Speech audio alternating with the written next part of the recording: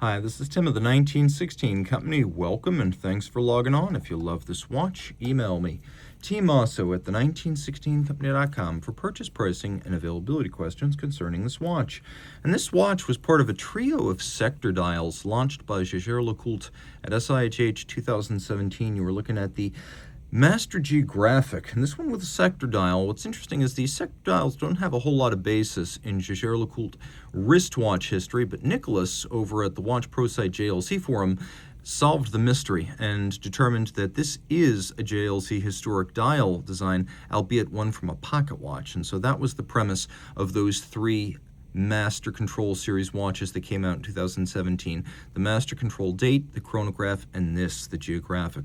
All of them are somewhat stripped down compared to the traditional variants, and so this watch is a little bit more spare, minimalist, and one might even say austere in a very calculated fashion. This is a watch that is very New York, Chicago, London, and Geneva. So getting a sense of its ambiance, it's pared back and conservative, 39 millimeters in diameter and steel, 12 millimeters thick, 46.6 from lug tip to lug tip with a 20 millimeter spacing between the lugs. As you can see on my wrist, which is 16 centimeters in circumference, it wears beautifully. JLC's Master Control Series got a whole lot smaller in the 2010s, and the lug forms became a lot more graceful. They became much more wearable than they were in the 2000s. You can see it's easy to fit underneath a dress cuff, and I'd even say you could wear this watch on a wrist as small as 14 centimeters circumference. Once more, mine is 16 for reference. The strap is high grade. You can see very large, rectangular, symmetrical scale alligator leather, a good, expensive, and rare cut of the hide, sort of semi-gloss, I would say dark blue with a sheer cut side lacquered for refinement, a monotone stitch, calfskin on the bottom. It is a Jaeger-LeCoultre factory strap in outstanding condition, and it's matched with a simple steel pin buckle. I can actually show you what I mean when I speak of these being austere. Here is a standard Master Geographic. Now you can see this is pretty busy.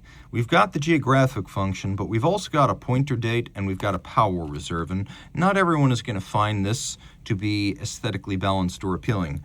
Jaeger-LeCoultre's purpose with the sector dial Master Controls was to create watches where less is more, stripped down, greater symmetry, greater balance, less crowding, and this watch certainly achieves that.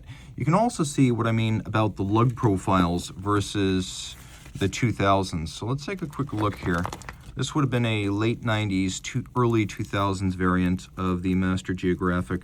I'm going to show you those lug profiles. You see how they're fairly massive?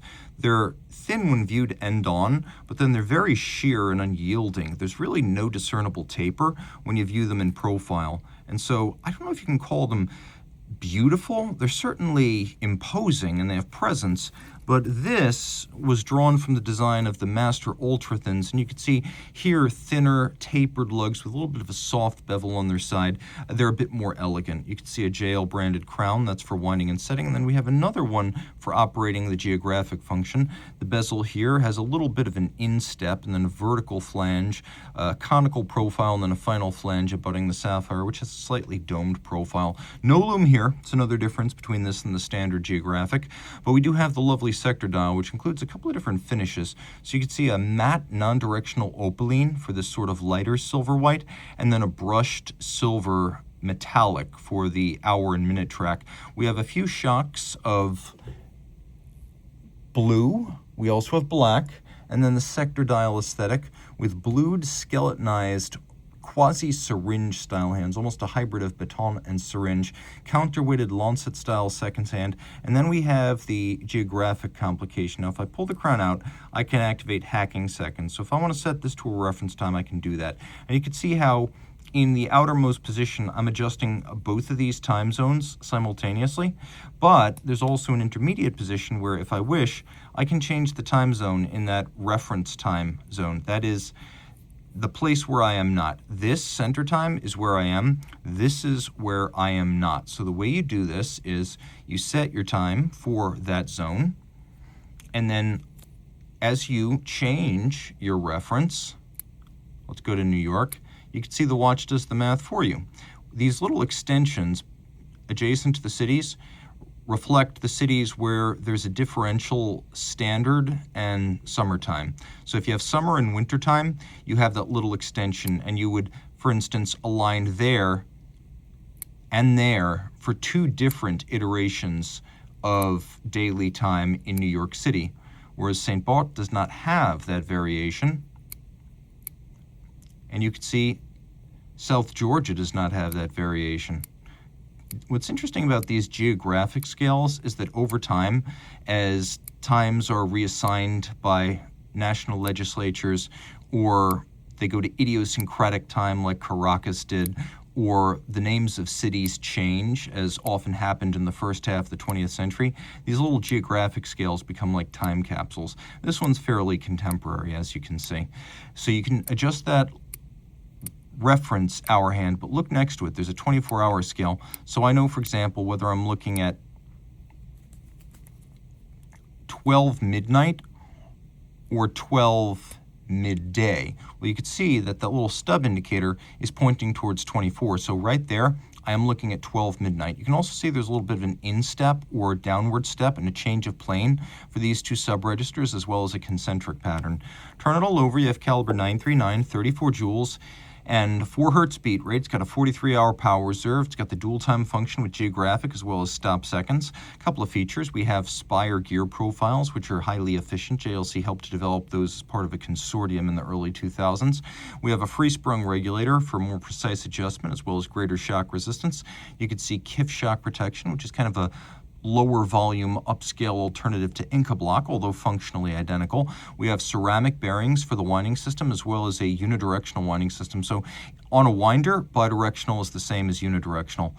On the wrist, research has shown that unidirectional is actually more efficient, and ceramic bearings, as opposed to steel, need a lot less lubrication, and so they are more efficient. What you can also see here is that we have fire-blued screws, we have linear stripes on the rotor as well as the bridges, engine turning on the base plate.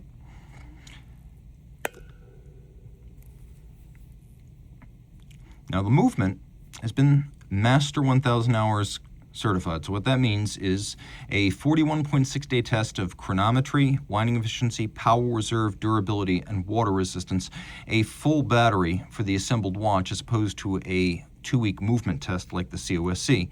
And in general, for the regular master controls, the timing tolerance adhered to is something like -1 + 6 seconds per 24 hours.